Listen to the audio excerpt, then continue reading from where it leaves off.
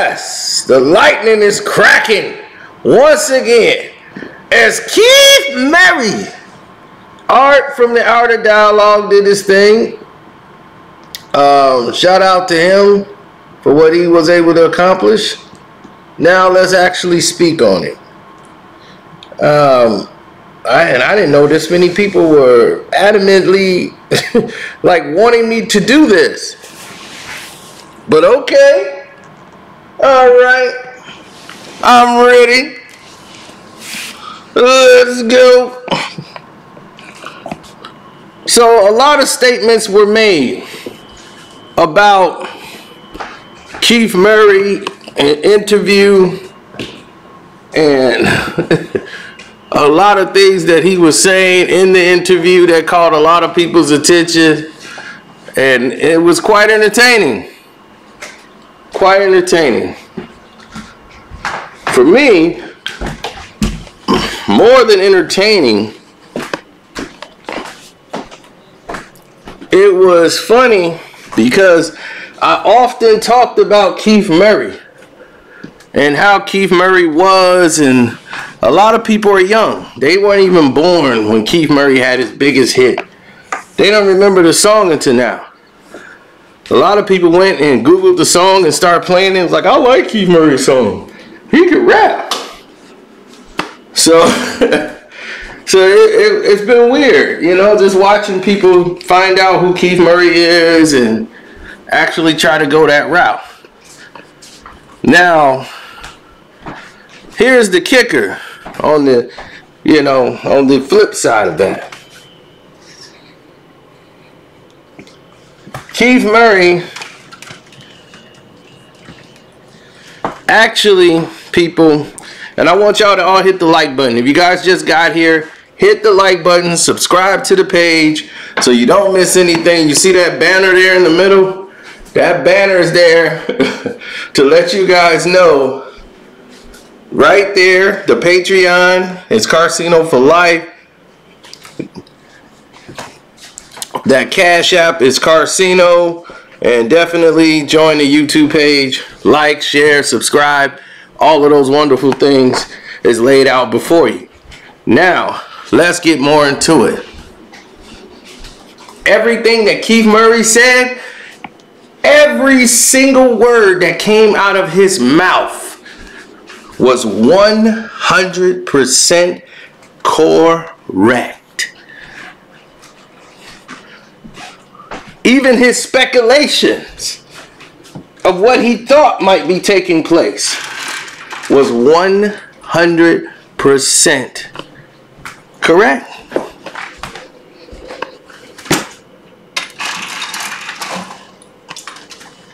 %.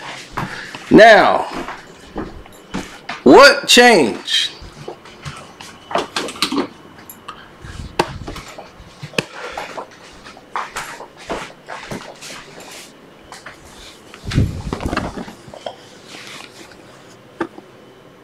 What changed, you might ask?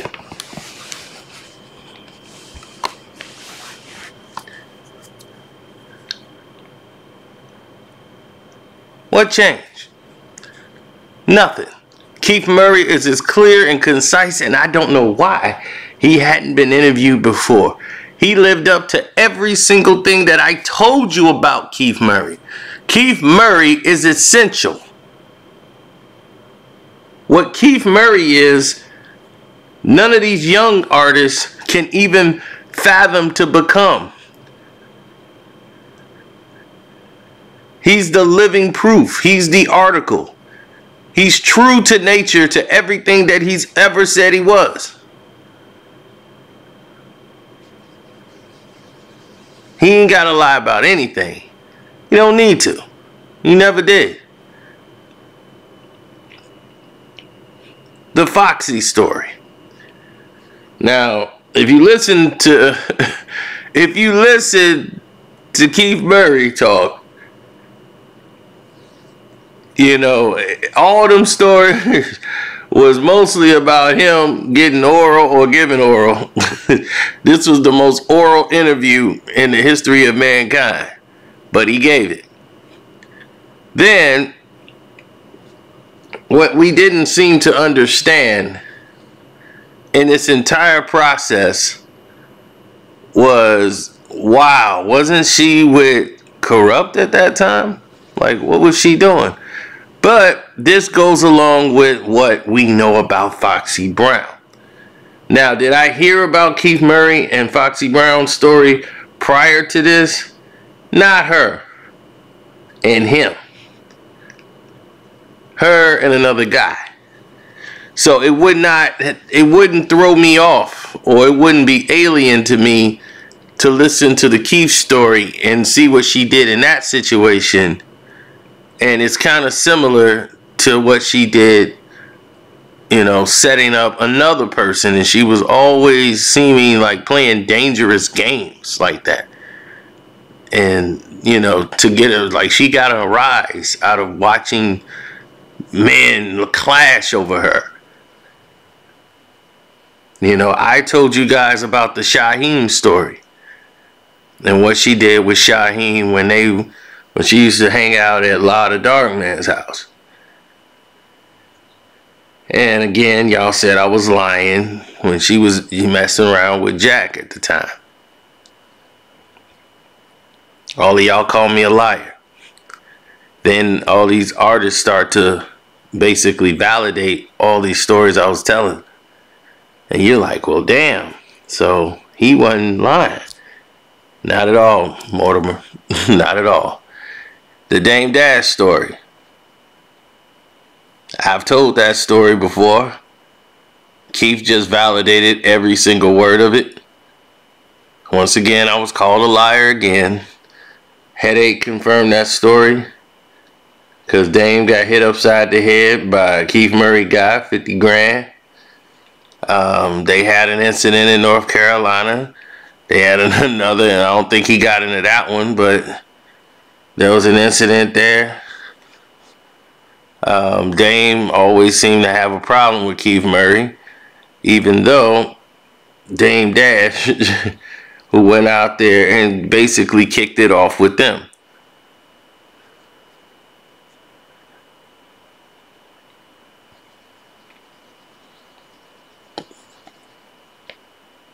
Now, I don't think he had anything wrong on that story whatsoever.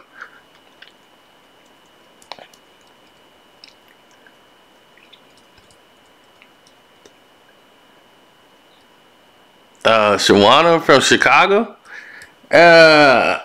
Is that accurate? I would say hell yeah. Everything that he said from Disturbing the Peace, yes, definitely. 100% correct. Keith Murray did those things. And with her.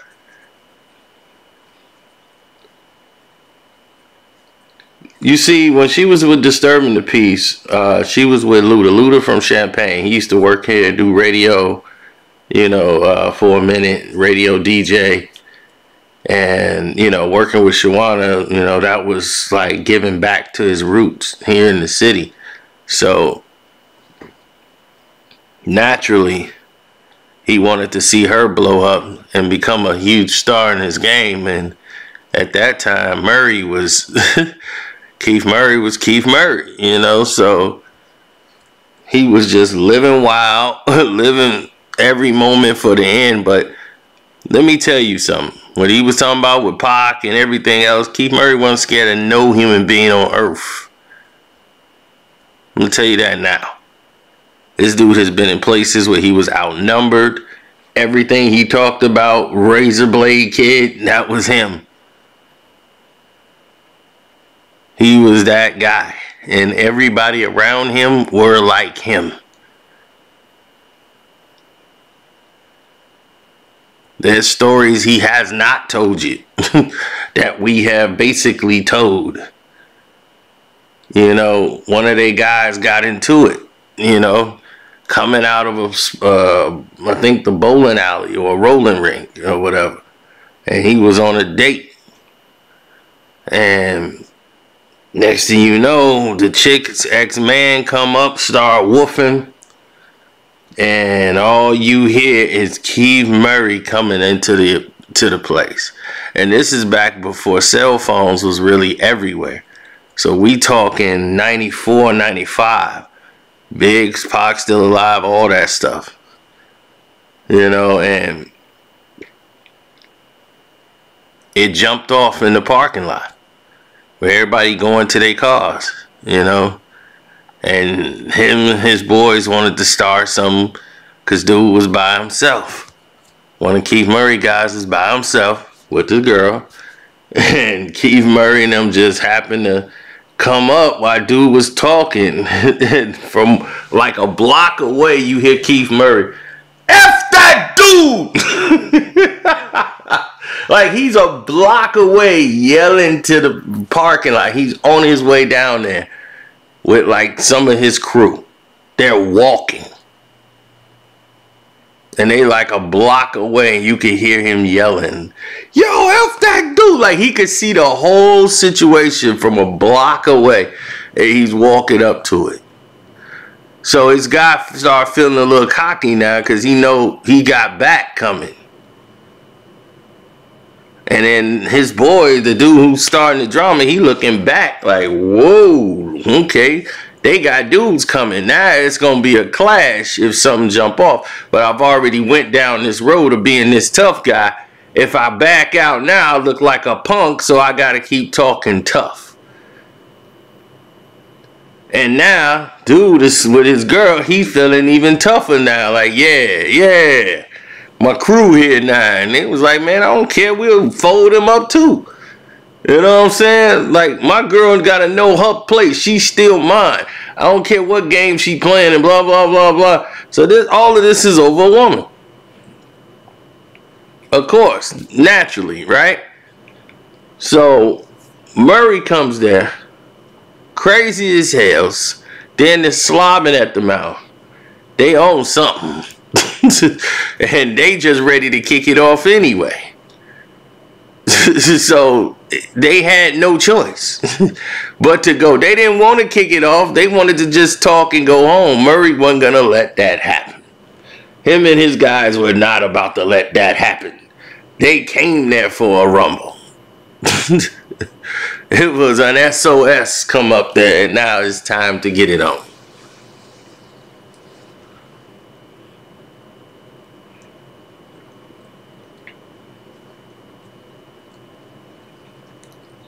Now, once this incident happened,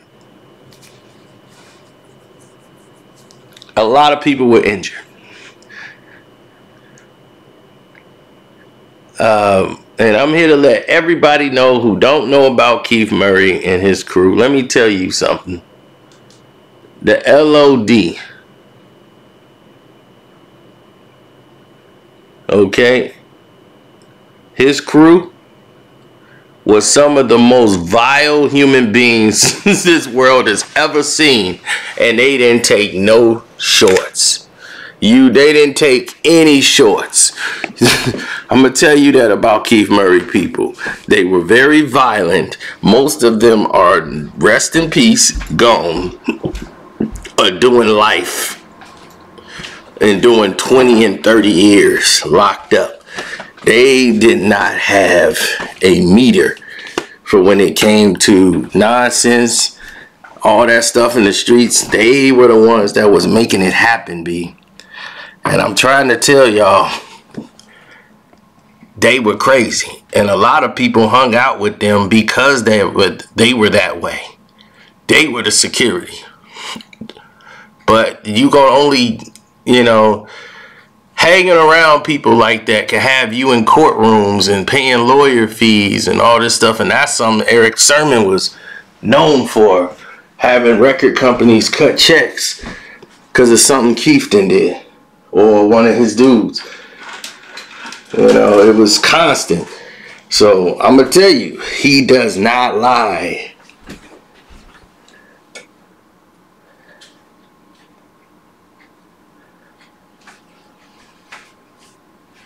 Okay?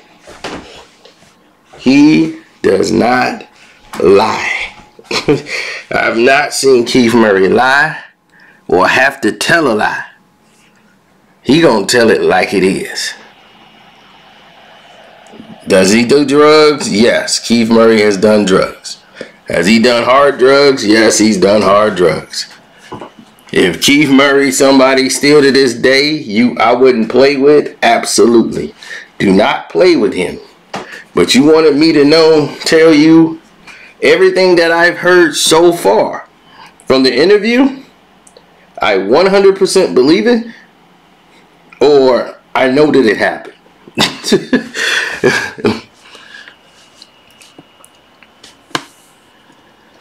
So a lot of the things that happened, I knew that it happened.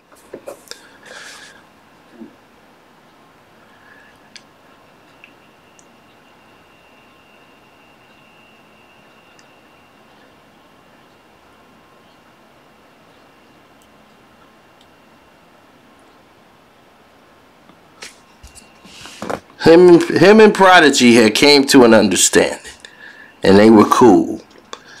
I don't think he got to that yet. Like, he really didn't want to go into talking about, dealing with, the whole situation he was going through with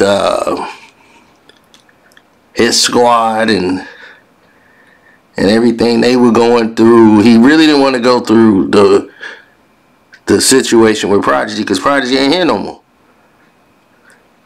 So to talk greasy about a guy that ain't here no more is kind of like, that's kind of scummy. That's like a scumbag thing to do. But he has some powerful diss records, to say the least.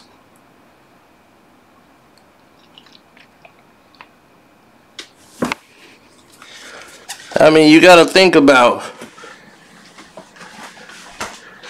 what it is that you're actually talking about and doing when it comes to hip hop.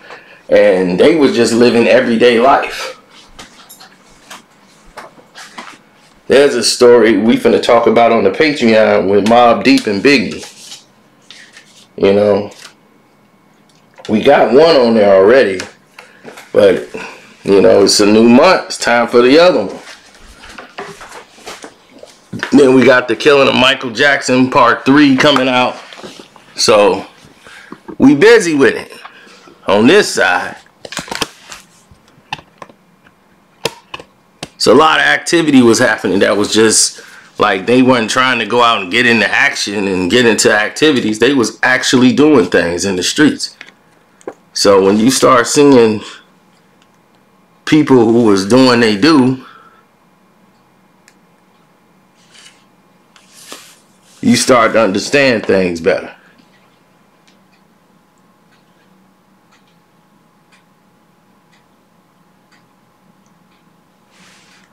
I mean, shoot, you had a lot of people that showed love back in those days that was rolling. You had E-Mac. They had a lot of people from all the boroughs coming through. Monica, she was around. I'm surprised I'm gonna let him go into that. But yeah, Monica was around.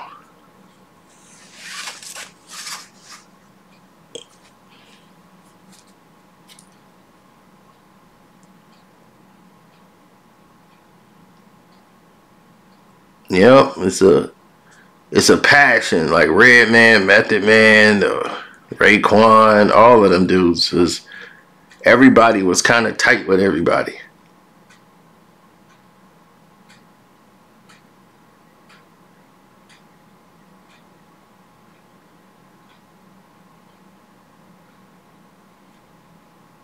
Yeah, it was a lot of dudes on the West Coast, like I told you, with like E-Mac, Baby Lonnie. You had Cash Loco. It was that. It's a lot of dudes that was around that you didn't probably know that was cool with Keith Murray. While he was out on the West Coast, like he was cool with the Dog Pound. Like there was, Foxy could have caused so much she could have caused so much damage. You know what I'm saying? If Keith didn't see the play.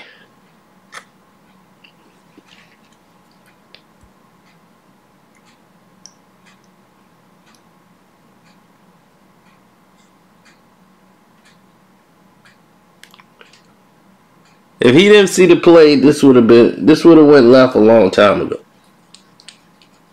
But thank God he saw the play.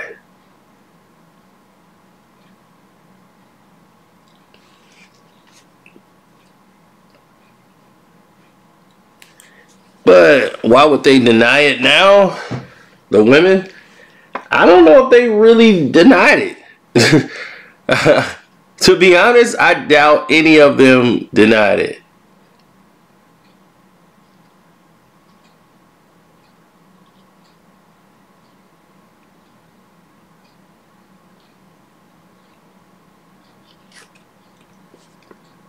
Oh, no. The LOD camp was a crazy camp that was Keith Murray's crew.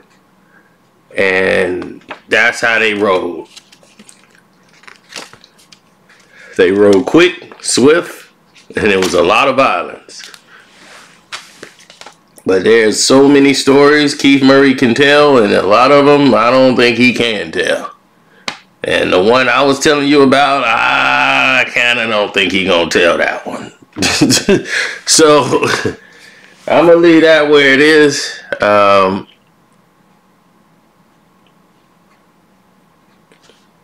Want to tell everybody thanks again for riding with me today, listening to the videos, chilling out, relaxing. Keith Murray was telling the truth about everything I heard so far. So that's that. Hit the like button, subscribe to the page if you came here in the middle of the video. Don't forget to go back and rewatch it and get caught up on everything. And I'm out.